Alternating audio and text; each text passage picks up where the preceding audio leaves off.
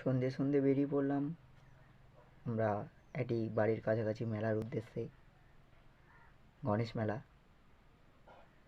মেলাতেই আমরা সামনে গিয়ে দেখি কত মিষ্টি দোকান বসে আছে। আমরা এদিক ওদিক না তাকিয়ে সোজা আমরা প্যান্ডেলের দিকে চলে গেলাম। সামনে তোমরা দেখতে পাচ্ছ কত সুন্দর এবছরের প্যান্ডেলটা করেছে।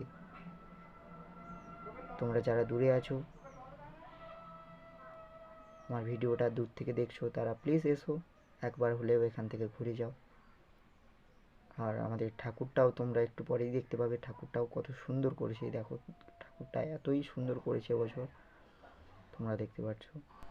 আমরা মেলায় কিছুক্ষণ ঘোরাঘুরি করলাম। এখনও অনেক দোকান খোলেনি, বাকি আছে খুলতে আবার, কারণ 11 দিনের মেলা, 11 দিন চলবে মেলাটা। দু সাইডেই কত দোকান বসে আছে, স্টেশনারি দোকান, বিভিন্ন রকমের দোকান।